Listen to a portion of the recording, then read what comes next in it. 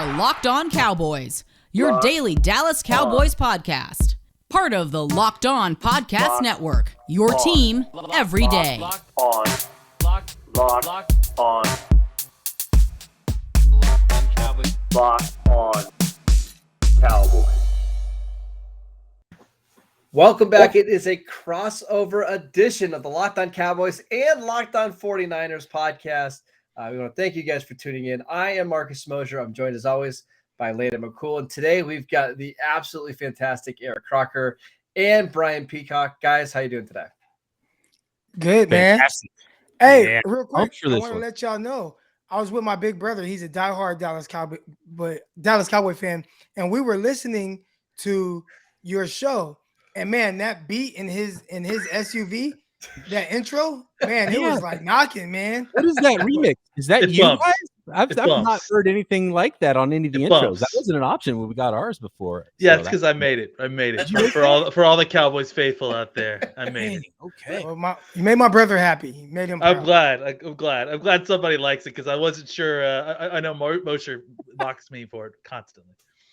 Eric, I know I've interacted with your brother on Twitter before. I know he's a big Cowboy fan, so it's always great to hear that. So Yeah. we are going to Unfortunately. unfortunately, we're going to preview this absolutely fantastic matchup between the 49ers and the Cowboys in round one of the wild card playoffs. But let's first start talking about the 49ers. Eric, I want to start with you. Before we start talking about this game, just how have you thought the season has gone so far for the 49ers? It's been a roller coaster ride. I think the game against the Rams, and I know a lot of people are paying attention to that. That was a microcosm of how this whole season has gone. Starting off 2-4, then going on a 3-game winning streak. Losing some games that you feel like you should win, but really ultimately finishing strong and being one of the hotter teams entering the playoffs. It's really been a roller coaster of a ride. But I think if you were to ask the 49ers where they thought they would be before the season, they would probably kind of say, hey, we'd be right here where they are right now. Yeah, and I guess for me, the big question I have has been one that's been kind of going on all season long, and it's the Trey Lance versus Jimmy G question. And obviously at this point we're in the playoffs, and Jimmy G is going to be the guy that the Cowboys are going to be facing. But I mean, do they still mix in Trey Lance for some packages, or will we see him at all, or is this just going to be a full Jimmy G game and they're not going to look back? Now, Trey Lance is under wraps. He's under wraps until 2022. If there was a time to bust out Trey Lance, it would have been last week with an injured Jimmy Garoppolo and how that game started. And Kyle Shanahan doesn't want to mess with it, and which is surprising because he was trying to mess with it earlier on in the season, and he said it kind of messed up his play calling mojo. So the 2 quarterback system is gone. The Trey Lance thing is gone unless Jimmy Garoppolo just cannot play. And even if Jimmy Garoppolo is not 100%, Kyle Shanahan's rolling with him. He didn't make an appearance at all last week. So it's Jimmy G's show. This is his season, and the 49ers are going to live and die with Jimmy Garoppolo, who Kyle Shanahan has gone to bat for. And again, recently, yesterday or today, was talking again about Jimmy Garoppolo, calling him a really good quarterback. Like he likes himself some Jimmy G, and Jimmy G is for the most part efficient in his offense and knows where to go with the ball and gets it out quickly. And Kyle Shanahan said about him a lot. It feels like Kyle Shanahan considers, Jimmy is the starter. I know there's a number 3 overall pick behind him, but Jimmy's the starter, Trey's the backup. And I don't think he views Trey Lance as a gadget guy. So I know there are a lot of people that were expecting to see like these different packages and stuff like that. He's like, no, like Trey Lance is a quarterback. He's developing him to be able to run the offense efficiently and really the same way as Jimmy Garoppolo. Obviously they have different strengths and weaknesses, but he wants him to be like that guy, a pure quarterback. And he doesn't feel the need to put him in for certain packages, even if it's short yardage. Now, 49er fans, we've been, up and down about that. People that cover the 49ers, we've had that discussion. But Kyle Shanahan, here's our starter. This is our backup. And if the starter's healthy, he's going to play. Brian, I got a question for you. So Landon and I absolutely love offensive line play, and we've been blessed for the last decade to get to watch Tyron Smith and Zach Martin. But the 49ers, Trent Williams, I mean, for my money, I think he's been the best tackle in the NFL the last decade. Missed last week. Is he going to play this week? I thought he was going to play last week, so I still think he's going to play this week. We'll find out. I guess that injury was a little bit more serious than Kyle Shanahan thought at the beginning of the week last week, and that everybody else thought because of how Kyle Shanahan felt about it. So we'll see if he plays. Colton McKivitz, I mean, he didn't make the team out of camp this year, 5th-round pick from last year. Really did an admirable job. He wasn't amazing. He wasn't Trent Williams, but he was okay, and he was solid. Not ideal situation there. Definitely beatable. Lost some reps, but it's so hard to replace someone like Trent Williams who broke Pro Football Focus's grading system this year, 98.2 grade or something like that. And Sam Monson was making the argument that maybe he should be Offensive Player of the Year, although we know that no offensive lineman is going to get that much credit. But it's amazing how good he is. And, watching him from afar with Washington, we knew he was a good player, and I knew he was a good player and one of the better tackles in the league, but it's really hard especially with the offensive linemen, to appreciate them until you see him every game, every snap, and how he wins and ragdolls guys and just chucks the screen and gets out on the move and can do everything in that wide zone that Kyle Shanahan wants his offensive linemen to be able to do, and then just can, stone the best of them as a pass protector. So it's pretty amazing to watch him play, and he's so awesome. So yeah, crossing fingers that he's going to be back in there, because it's definitely a tick up when he's in the ball game. And earlier on in the season, I don't know what the final numbers ended up being, but there was a breakdown of Elijah Mitchell running right, running middle, running left, and he was gaining like 9 yards per carry when he's running to the left side. And then when you have Laken Tomlinson next to him, who's been really good for the 49ers, and then you can put George Kittle at tight end on the other side of Trent Williams. I mean, that's just tough for teams to match up against, and those guys can block him up. So I hope he plays. I hope he does, because we want to see like Randy Gregory, who's been a star for the Cowboys this year. Like, I want to see how he plays in a big game against, I think, the best left tackle in the NFL. Like, as a football fan, that's just fun to watch, right? No doubt. Yeah, you want to see the best against the best, and that's what 49ers Cowboys is all about. One of my listeners, Rebecca, hit me on Twitter today, and she said, you guys were talking about the 90s on the podcast. What about the 70s? The Cowboys knocking us out of the playoffs. So this thing goes deep for a lot of people. I mean, maybe the youngins don't know about it, but this is serious business. This is what it should be. 2 marquee franchises, 49ers Cowboys, in the playoffs. I'm pumped. I'm an old man. I mean, old enough to remember that when the Cowboys played in the 90s, they were talking about all the history that the Cowboys and the 49ers already had up until that point. And that was before we about to play each other 3 times in the NFC Championship. Oh, don't wear that Catch shirt. I know exactly what that is. I'm old enough to remember when that happened. Not old enough to see it, but old enough to remember my parents crying. I guess one of the things I really want to discuss, and I know the Cowboys fans are concerned about, really when it comes to thinking about the matchup with the 49ers is, and you mentioned it, the run game and how Kyle Shanahan, organizes it. Obviously, your guys are a wide zone kind of base team, but there's so many different cool elements to the constraints that they run against that with power and man and just some of the cool things they do, like some of the inside toss stuff that they're doing just to kind of screw up angles for linebackers. Can you talk to us a little bit about how important the run game is to the Kyle Shanahan offense and how it's kind of the impetus for all the things that kind of are the constraints off of it? Well, everything with the 49ers works off of the run game. Even the pass game, I think a lot of people think, oh, they just want to run because they can't throw the ball. I don't think that's necessarily the case. Obviously Jimmy Garoppolo has some of his limitations, but he definitely can throw the ball. But Kyle likes to establish the run game, and then everything he does off of the run action eventually turns into a pass play. A lot of times either big hitters, RPOs, and with the 49ers, the way their offense is constructed, they have a plethora of really good run after catch guys. So there's a lot of quick hitters where, okay, we're going to show you outside zone. We'll show you outside zone. We'll show you some toss.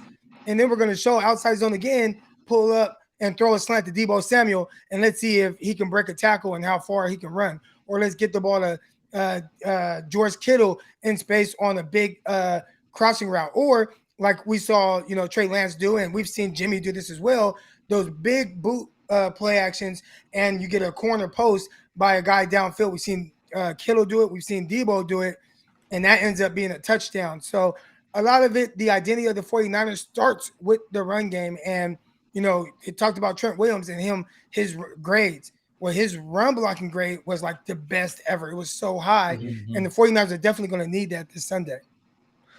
We need to take a quick break, but before we do that, Eric, I just want to ask you really quickly, how worried are you about the 49ers secondary against the Cowboys receivers? Because I know you're a former defensive back, and that's been a little bit of the problem for the 49ers this year, but how nervous are you? I've been a little higher on the secondary than most, and not in the sense that I think they're just great, but I do think they've done a solid job of limiting just a ton of passing yards in games or a ton of big plays.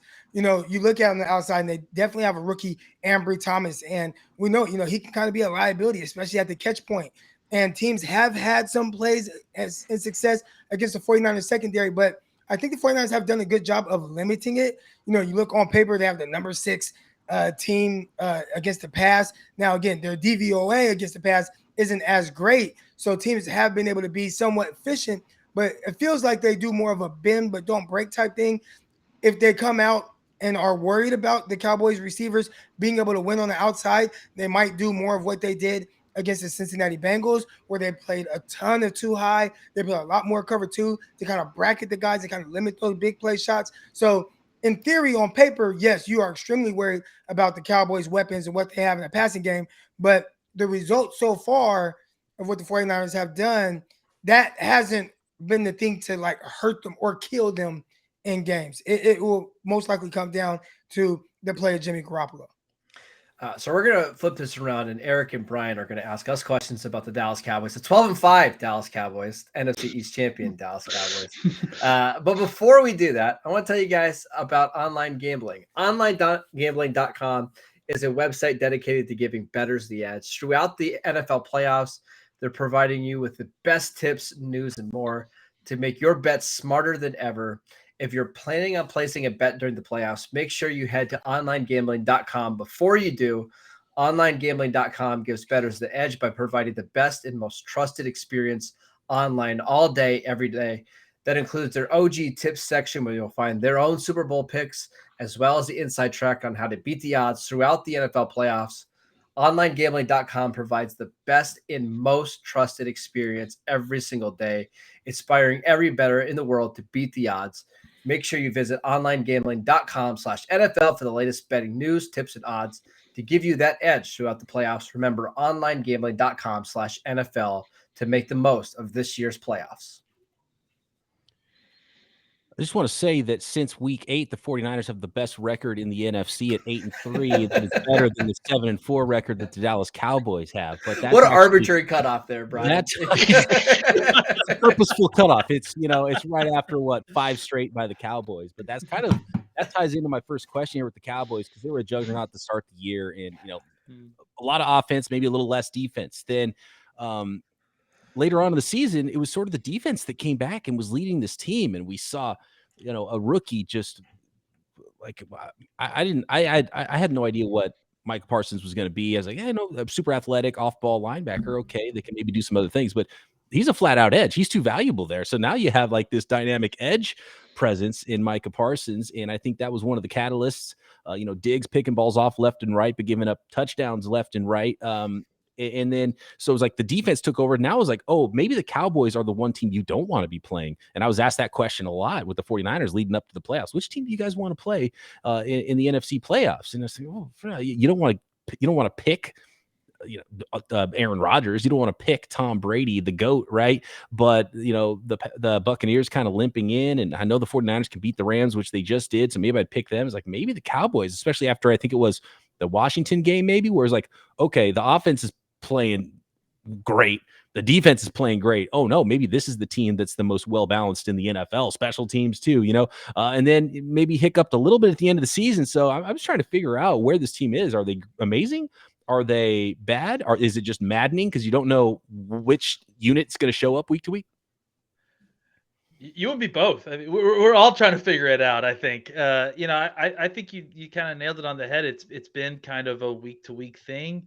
I think they started out extremely hot on offense, had some injuries. They did some offensive line shuffling that had some negative effects. They had a really tough stretch of 4 games in 12 days or something like that, or 15 days, which they normally do kind of over the Thanksgiving holiday. But it was a really rough stretch for the Cowboys. They were able to get some players back. They had their bouts with COVID just like everybody else. And where did we end up? We ended up with a blowout win at Washington, a game against Arizona where they expected to win against a good team and then they didn't. And then a blowout win in the Eagles. And it's like, well, with all this back and forth, what are we to expect against San Francisco? I think I would not at all be surprised if juggernaut Cowboys showed up against the 49ers, if the team that was throwing the ball out of the yard against the Buccaneers that came up 2 points short against in Tampa Bay, it was the one that showed up in Washington with the better defense. I wouldn't be surprised at all if that was the team that showed up. I also would not at all be surprised if the Cowboys can't run the ball at all against on this 49ers defense. They struggle to throw the ball against a too high shell, and they can't stop the run to save their life against the 49ers run game, and the Cowboys lose this game in embarrassing fashion. Like, I could see any of the possibilities between that and there happening. And I think that's, what's frustrating for Cowboys fans is that it seems like for a long time you kind of had an idea of what this team was early on. 5-game winning streak, difficult road win in overtime over New England, and then suddenly the last part of the season, we got a wild variation between the two, just kind of vacillating between great and terrible. So I wish I could give you a better answer than that.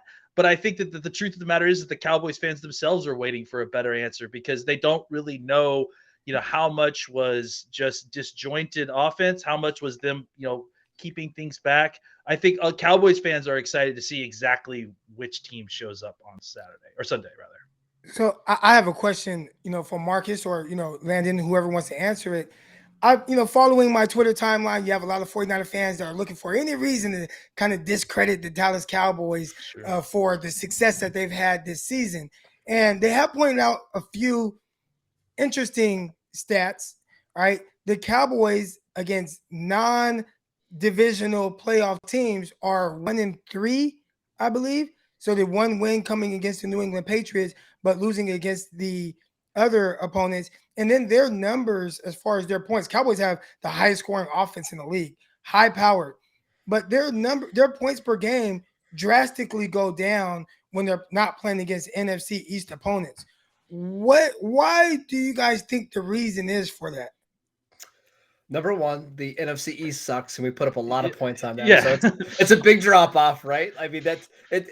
They scored 56 against Washington and 52 against Philadelphia. So you're going to see a little drop off after those couple of games. I mean, a lot of the teams that they played and lost to are good. Like the Chiefs, like that game that they lost 19-9.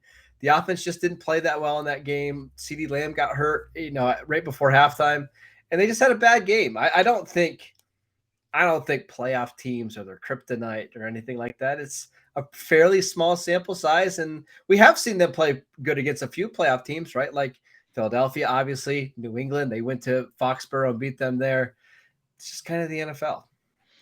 I mean, if they could manage to get a tie on that last game of the season, the Chargers would have been a playoff team, and we beat them on the road. So It's not like we haven't beaten some good teams. I just think that Marcus is right. The sample size is what it is, and comparing to NFC East, well, I mean, it's like playing the minor league team for 6 games of the year. So the Cowboys took care of business there, obviously, and shouldn't apologize for beating up on division opponents. But I don't disagree. It kind of feeds into that narrative of wildly vacillating between being an extremely good team and an extremely mediocre team. So I think it definitely puts doubt in their mind, but I also think that a lot of it has to do with, like Marcus said, sample size, probably. Yeah, it's a good point. Should completely throw out those NFC East games. The Niners should be the 3 seed this year. It's a good point. I'm glad you brought that up. I want to talk about the trenches because it's the most important part of this game. Croc talked about earlier how maybe, I think we're a little bit more confident than maybe from the outside looking in with the 49ers secondary, and the 49ers defensive line is a big part of that. But the Dallas Cowboys have a really good offensive line. So what is the plan for the Cowboys to block up the 49ers, especially Nick Bosa? I assume some double teams there, or you're going to let the tackles just go to town one-on-one with Nick Bosa. What have the Cowboys done against top pass rushers this year offensively? And is there a weakness on that offensive line? Maybe, the center, Tyler Biadasz. Is that a place where the 49ers could maybe find some success on the interior and try to stop the run and try to get after Dak Prescott a little bit?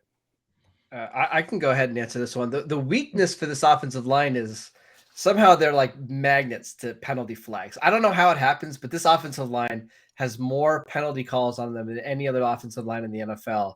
And they've got a target on their back. So I kind of hate to say this, but like if Bosa and Armstead kind of flop a little bit in this game, they're probably going to get calls because it's just the way the Cowboys offensive line has been all season. But in regards to Bosa, and Landon, please feel free to chime in. My guess is the Cowboys are going to just try to do a bunch of different things, right? Yeah. I don't think this is going to be a game where they double team him every single snap. It's not going to be a game where they leave him on an island with Lyle Collins. I think you're going to see some teams where it's just one-on-one or rolling away from him or Dalton Schultz lining up next to him or Ezekiel Elliott chipping him. I think they're going to have to be multiple in the way that they attack Bosa because if you don't, he's going to wreck the game. I think, for me, my assumption is that San Francisco is going to want to rush 4 and then drop 7. They're going to want to play zone.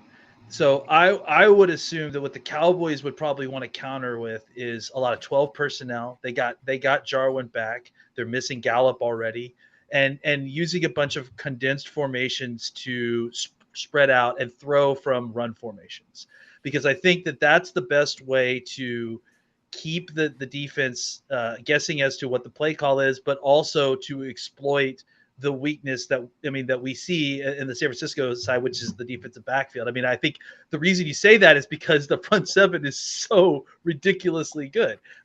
We've talked about it. You have a very difficult front four that has incredible pass rushers. Armstead, obviously Bosa, but even Jones has come on and really looked good from what I've seen in the games. Samson Ebukam how do you say his last name? I'm sorry. Is it Ebukam? Ebukam, yeah. He has been just going back and watching him has been a revelation. I was aware of him coming out of college, but I didn't realize he was having such a good career at this point. And then Arden Key and guys like that are down roster folks that are going to come in. So for the Cowboys, they've faced defensive lines like this before. Philadelphia has a pretty decent defensive line with some depth similar like this, where they rotate in and out guys, where they have some top guys as well. And what the Cowboys do is like what Marcus said, they mix and match. They try to find different things that work, but it won't be one thing. It won't be Lyle Collins alone with Nick Bosa. It won't be Dalton Schultz helping Lyle Collins each time. They'll mix it up. They'll see what they could do, and ultimately they're not afraid to, block him up straight up and then let Dak get the ball out early to try to get rid of the ball in order to get the ball down the field if that's what they have to do. I just don't think that they're going to live and die by that, because obviously that's risky, because Nick Bosa is probably top 5 most talented people in the NFL. Yeah, and you were spot on with how you think that the 49ers are kind of going to have to play defense. They're going to rush 4 and they're going to try to drop guys into just spot drop. They do a lot of spot dropping guys into coverage because they want to protect the guys on the outside. Now, I know everybody says the secondary is weak. It's not really more so the whole secondary, but they definitely typically have a weakness or liability on the outside at the cornerback position. The two safeties are pretty good. They can play good football. Their biggest issue is they don't really take the ball away a whole lot. But Jimmy Ward, Jaquiski Tartt, those guys are good football players back there. And they kind of use those guys to kind of, use your smarts to pick and choose if you want to take a chance to maybe knock a ball loose and whatnot. But the 49ers, they're going to have to really lean, especially in this game, on those front 4 guys getting pressure. And that's probably going to be the key to victory for the 49ers. All right, let's take one more quick break before we get back and give our predictions for this game. I want to tell you guys about Get Upside. Our listeners are making up to 25 cents for every single gallon of gas every time they fill up. Just download the free Get Upside app in the App Store or Google Play right now and use promo code Touchdown and get a bonus 25 cents per gallon on your first fill up. That's up to 50 cents cash back. Don't pay full price at the pump anymore. Get cash back using Get Upside. You can cash out anytime to your bank account, PayPal, or e-gift card. Just download the free Get Upside app and use promo code Touchdown to get up to 50 cents per gallon cash back on your first tank. That is promo code Touchdown. If you folks want to make some money this weekend, It's a real easy bet out there. Take the points, 49ers over the Cowboys at betonline.ag. BetOnline doing their part to make your new year and your happy new betting year as good as possible, continuing that march into the playoffs in the NFL. Not only football, there is basketball, pro and college, hockey, boxing, UFC, your favorite Vegas casino games. Don't wait to take advantage of all the amazing offers at BetOnline available for you in this 2022 season. BetOnline remains the number one spot for all the best sports wagering in 2022, a new year and a new updated desktop and mobile website as well. So get over there, sign up today, use promo code locked on to receive your 50% welcome bonus on your first deposit. Again, that is promo code locked on for a 50% welcome bonus at BetOnline, the fastest and easiest way to wager on all of your favorite sports. BetOnline, where the game starts.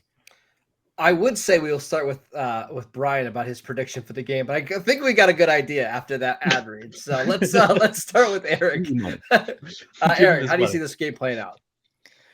Man, I mean, for the 49ers' sake, you hope that they're able to run the ball. And if they can run the ball, it opens up a lot of other things that they want to do in the passing game. And if they can hopefully do what they've been doing to some teams, make teams a little bit more one-dimensional and maybe have to throw because they've been so good against the run game, then I think they have a chance. And if that plays out, I feel like the 49ers can win this game by 30-27. Now, if that doesn't happen, I mean, the Cowboys could just blow them out because they're that type of team. So for the 49ers' sake, I am kind of thinking that it's going to play out a little bit more. Now, it's going to depend on Jimmy Garoppolo as well. Does he throw an interception? And the Cowboys take the ball away more than anyone in the NFL? A lot of moving pieces to this one, but I'll take 49ers 30-27. Brian? It's tough for me to get the visions of Zeke Elliott running wild on the 49ers from I don't even remember what year it was. What year was it? The Zeke CJ Beathard, 2017. 2017. So that was Kyle Shanahan's first year. So he wants some revenge. He was over 200 yards rushing or something like that. Obviously, both these teams are very different right now. And you know what? Before I make my prediction, let me ask you guys this really quick. How has that running game looked? Because I know the numbers haven't been there for Zeke like past years. I thought he lost a huge step last year. Has he gained any of that back? Does it help just having a two-headed monster there with Pollard? How has that team run the ball? Because the 49ers have been really good running the ball, and one of the big parts of the 49ers defense is making the other team one-dimensional, then using that pass rush to get after the quarterbacks. So I want to ask you that really quick, because I didn't ask you that before I make my official prediction. Marcus?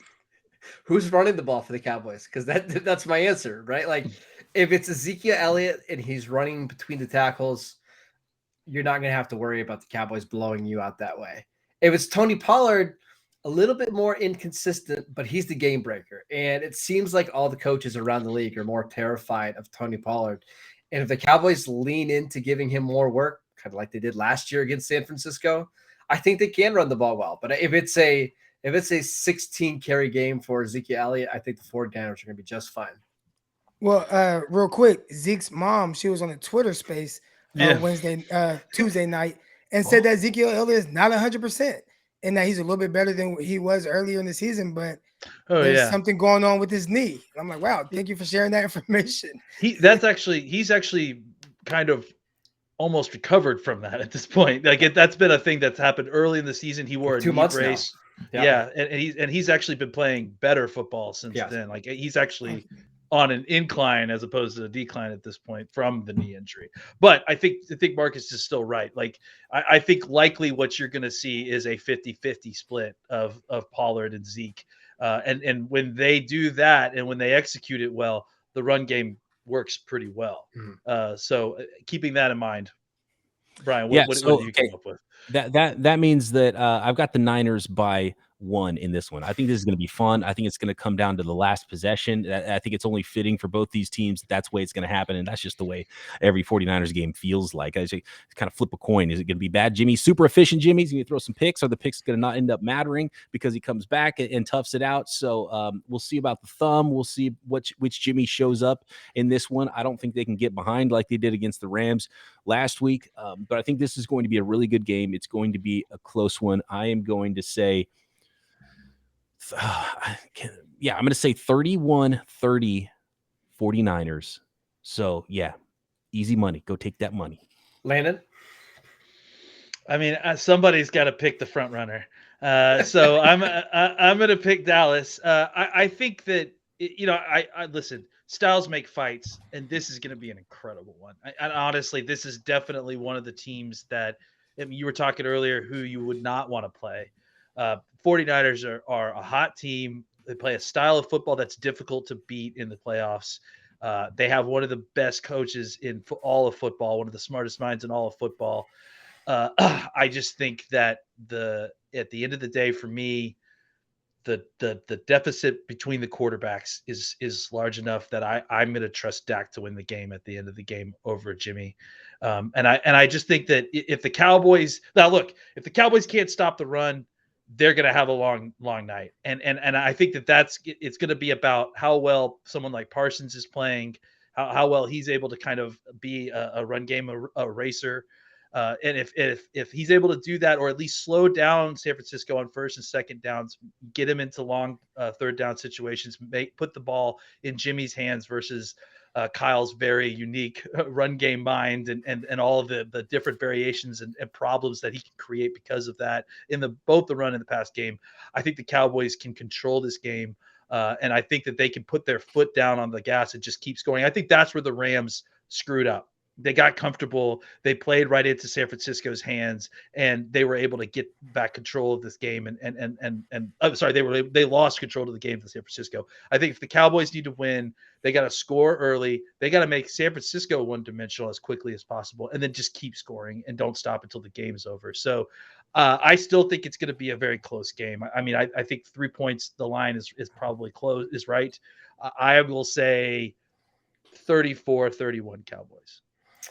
And two things from me before we head out. Number one, the Cowboys are like, and whatever when I picked them to win. So I'm picking the 49ers for that reason alone. And two, I think this is a close game, like you guys mentioned. And in close games, what ends up mattering is turnovers and kicking. And I don't love the way Greg Zuerlein has been kicking lately for the Cowboys. And Robbie Gould, I believe, was just the NFC Special Teams Player of the Week last week, correct? Kicker and punter. Yeah. Kicker and punter. Mm-hmm. He's really good, and the 49ers trust him in clutch situations. I'm not so sure about Greg Zuerlein in Dallas. So I'm going to pick a lower scoring game. I'm going to say like 24-22. I think scoring is going to be hard in this game. I think both teams are going to come out flying on defense. I think this is going to be a lower scoring game. Actually, I just want to say, after I made my pick, I thought about that for a second. I thought, you know what? I think for a 49ers win, lower scoring is better. If it does get into the 30s, that might be the game script that helps the Cowboys out a little bit. So I think it might be closer to what you're talking about there, Marcus. I think you might nail that one.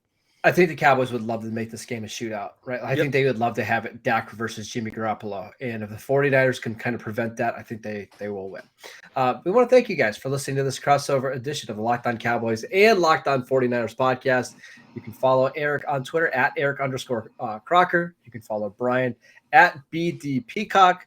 You can follow Landon at McCool BCB. And I am at Marcus_Mosher. Enjoy the game this weekend, fellas, and we'll talk soon.